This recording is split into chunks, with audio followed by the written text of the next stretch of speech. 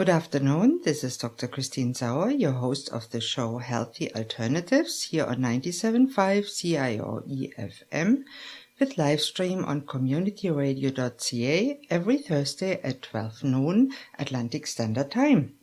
Thanks for tuning in today. In this show, I will talk mostly with guests about all aspects of health, healthcare, and wellness, from conventional to alternative and everything in between. My mission is to change people's lives for the better by informing them about different options to get and stay healthy and well, so they can choose for themselves which option might work in their case. And if you feel you're stuck in a dark place, I want to tell you there is a light at the end of the tunnel. Today I'm with Jennifer Stewart from Just Potential. She is a life coach, speaker, and facilitator of training. She also is a Reiki Master. Her radio show is Find Your Sparkle with Jen, also here on 97.5 CIOE FM. Thank you so much for being on my show, Jennifer. It's a pleasure to be here. Oh, it sure is. You told me you love working with women 40 and up, so that would be myself. And I just was on your show, Find Your Sparkle, which is a wonderful show. Thank you. Now let me know, how did you get to be a life coach and a Reiki Master and a speaker trainer? Well, there are several different stories. I guess the first one I'll talk about is being a life coach. And I think in hindsight, when I look over my life, I've always kind of done coaching and mentoring and peer tutoring and that throughout my whole life, and never really thought anything about it. I just really enjoyed helping people. And I wasn't even aware that there was such a thing as a life coach way back when, obviously. And I pursued goals in the career center of I thought I'd be a corporate world my whole life. Well, I did that for over 20 years, and it just wasn't speaking to me. And honestly, since I was a little girl, I always felt that my mission on earth was to help people. And I wasn't doing that in the corporate world. And when I hit 40, there was something that clicked in me and something changed. And I thought, I have to start being true to me and doing things that are more in line with my passion and my purpose. And when I started to do some self-reflection, I realized that I've been doing this stuff my whole life. Even in the corporate world, my favorite thing to do was to mentor, coach, and train people. So it really seemed like a natural step for me to become a life coach and really have an impact and hopefully help lots and lots of people. Pardon me. In terms of being involved with Reiki, I was living in Ontario at the time, and I love this story because it really demonstrates how the universe comes together to put things in front of you.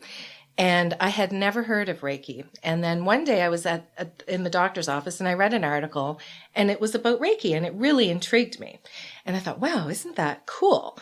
And within a span of about 2.5 weeks, all of a sudden I went from never hearing of Reiki to being bombarded with it. And I lived in a rural community about 2 hours north of Ottawa. And I would go to the city fairly often and visit my cousin and have a taste of the city life. And I called one day and I asked her what her plans were for the weekend. And she was taking an introduction to Reiki. So I thought, holy cow, well, sign me up. So of course there was a space there. And the rest is history, as they say. I continued my training and I went through and got my Reiki Master. And so I'm a certified Reiki Master practitioner teacher. And then I moved home. And I don't do Reiki as often as I would like, but it certainly is it really is part of me. And it's a very beautiful, for me, it's a very powerful, beautiful tool to have in my toolbox. Well, many people really don't know what Reiki is. Tell us a little bit about what it is and what people do, or how you help people with Reiki. Well, Reiki is an alternative healing method that originated in Japan, and it was discovered by a monk when he went for his solitude up in the mountains. And essentially what Reiki is, it is using the universal energy, chi, to break down any negative blockages in our body so that our energy can flow continuously. When we have things happen to us over the years, we sometimes can have blockages, and then we can be sick. So Reiki really is a huge tool for helping to break that down. That's it in a nutshell. So it's a form of energy healing? It is. And it can be hands-on or hands slightly on. It's kind of like a non-intrusive massage. So there are several points of your body chakras that you go over, and you help to clear out those chakras. So many people may not even know what chakras are.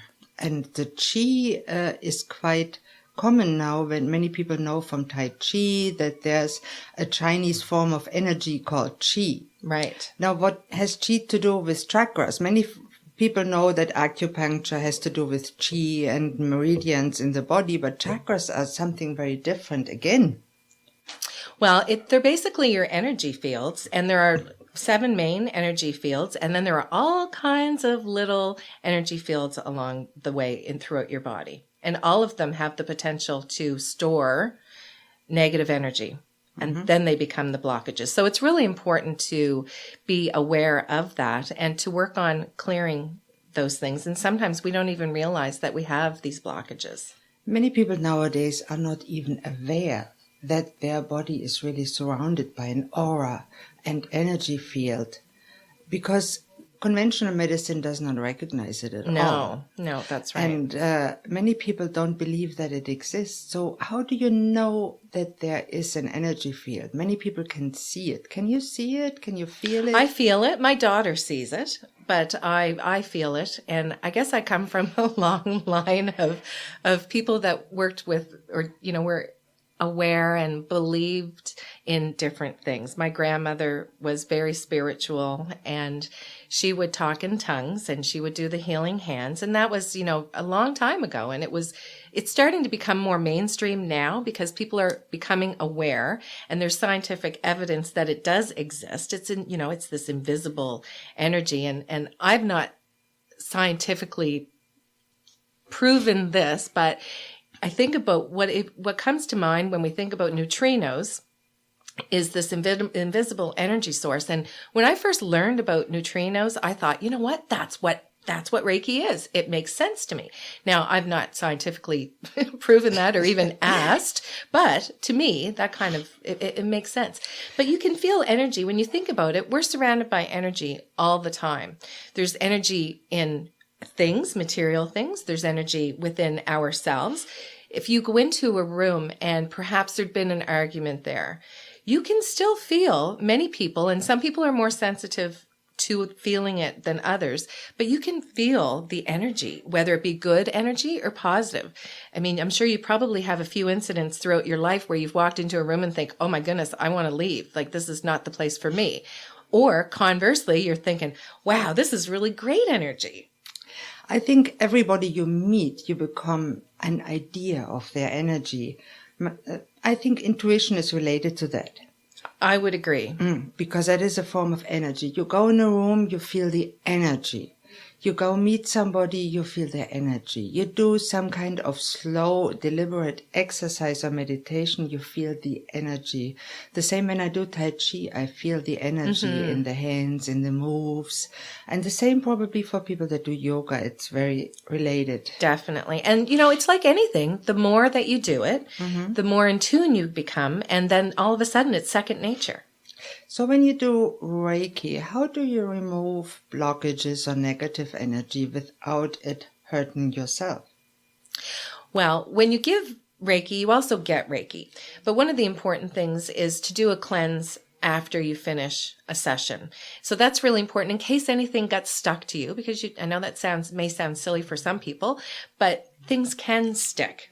So we want to make sure that we do a little cleanse, and it's kind of like a little ritual that you do to make sure you get all of your sweeping away any negative energy out the door, far away, so it doesn't stick to you. So would you say it's a little bit related to what the natives do with the cleansing rituals and the smudging? Smudging, absolutely. I mean, it's all one energy field, right? So there's Yeah. lots, depending on what your beliefs are or how much in tune you are to different things. There's so many different things that can be called. But when you think about it, it's all universal energy. So we all have access to it. I completely agree. And wherever you come from whatever belief system, then every belief system, there's some kind of a universal energy. Exactly. Whether you call it God, Allah, energy, spirit, I believe it's all the same. Me too. Yeah. And many people don't agree with it, I know, but it's a personal feeling and energy feeling. I'm very happy you feel that too. Oh my goodness, yeah, absolutely. It is very interesting. So how do you transition from that to what you're doing now? Well, Reiki was something that I feel that I needed to do for me, and I have pets that I do it on sometimes because they may get a little uneasy or hyper. One of my puppies is pretty hyper, so Reiki sometimes helps chill him down a little bit, which is a good thing. Then his name is Trouble, incidentally. A dog? A dog. He was my dad's dog. That was my inheritance. My little Trouble. He's a little Yorkie, and he's a cute. diva. Mm-hmm. Yeah, we have 2 little Pomeranians. They don't have much energy anymore. They are old. Well, Trouble's in the prime of his life, I've been told, so he's going to be around for a bit. But I think that paying attention to what your surroundings are and how you feel inside. And like I say, when I hit 40, that was a big change for me. And I had to step back and do a lot of self-reflection in that, which led to going back to school and getting certified as a coach. I also went to St. FX and took my adult education diploma through them. And that sort of set me up to be able to, have the credentials to do the training and develop the training. Yeah, I think that it's important too that, theoretically everybody can say, oh, I'm a coach, I'm doing this, I'm doing that. It's not a regulated profession, but it's always important to do the homework and see what's the background of the person. Right. Is it just a person that put something out there to make money, or do they actually have some kind of a related background? Mm-hmm. And personal experience is some kind of a background too, oh my goodness. Obviously. And huge. You are 3-4 ways qualified, not just by your personal experience, but also by your coaching experience and also by your education experience. And then as a Reiki Master, oh my goodness, each of them would give you a whole new profession. Yeah, potentially. Yeah. And I like the way that everything's kind of molded together. That is very exciting. And that brings us to the end of the first half of today's broadcast here on 97.5 COE-FM Community Radio. Please tune in after the commercial break for more with Jennifer Stewart. Thank you.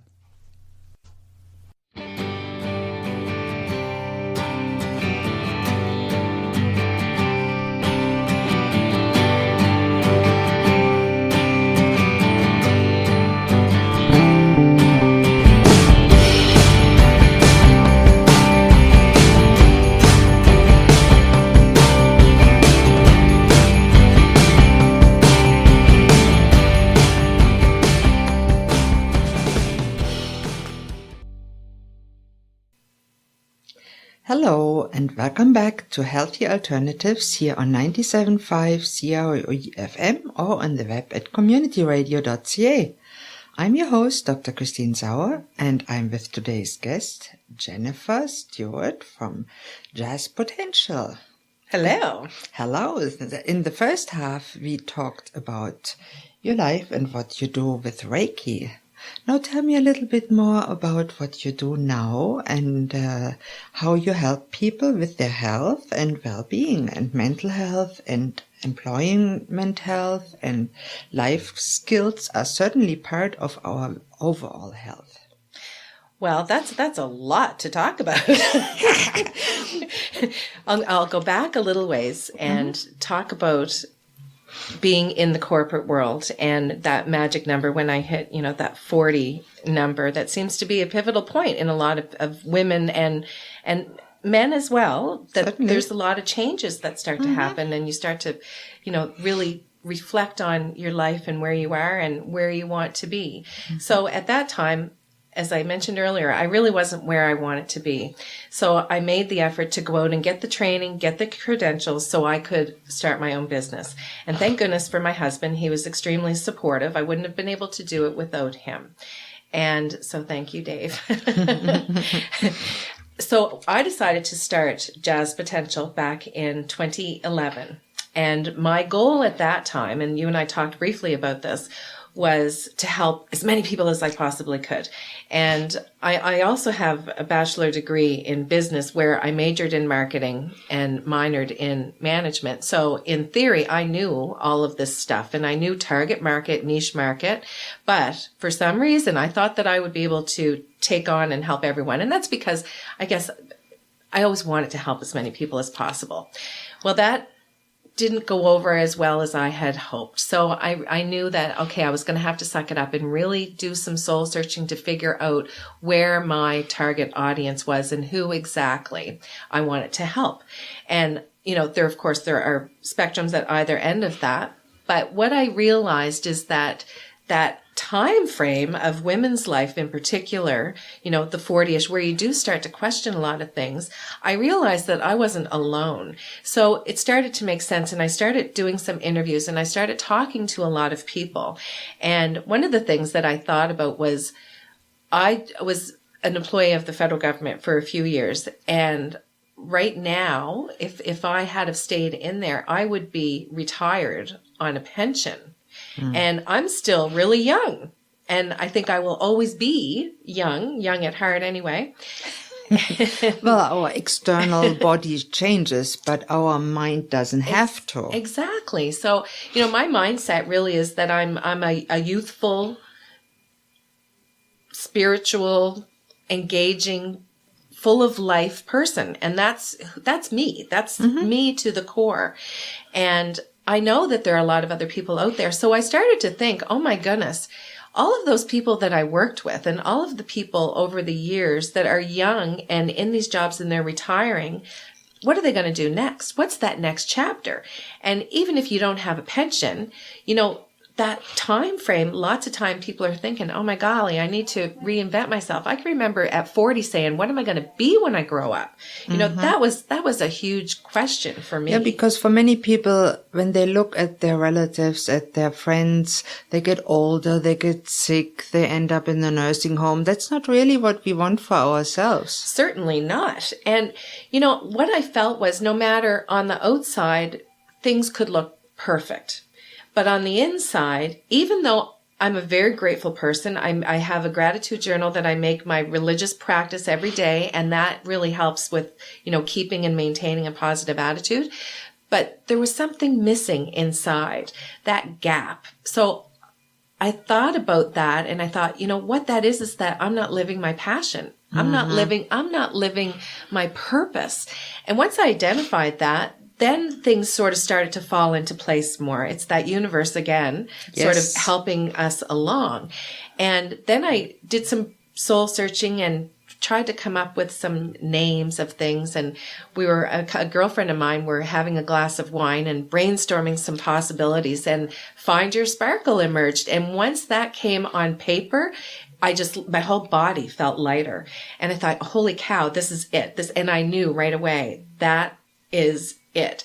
So then I kind of changed my strategy instead of focusing on everyone to really narrow that in. So I think my mission with my business is really to connect with women and help them to find their authentic self, help them to identify the things that they love and things that they love to do so they can have a life that has more joy, more love, more purpose, more passion, and of course, more sparkle. That is wonderful, Jennifer. I really love that you do that. For myself, the turning point from sick to healthy was also to find my passion back. Yes. Because I always wanted to help people like yourself, but I'm obviously in the medical and health field. But that is so related. And without your passion and without a deep desire to do something else but just live day to day, watch TV shows all day long and just exist from day to day. That's not me. That's not you. That's not life. No. And I volunteered on the VG with dying people, and nobody says, I wished I worked more. Exactly. No. And we hear that all the time, but yet it's still hard for us to really grasp that, because if everyone grasped that, then we would all be loving what we would be doing all of the time. And I think for me, it's important. I have a little bird that I have hanging from my car, and it's just a reminder every day when I get in, love what you do. And I am so thankful to be absolutely loving all of what I'm doing, and to have the impact knowing that you've helped someone else is the best reward that you could possibly even imagine. I couldn't agree more. That is a big reward, and just helping people and seeing them get better in any way is wonderful. And sometimes we don't know how much of an impact that we have until much later. And sometimes we'll never know, and that's okay. But I'd like to just share a quick story, if you don't mind. No.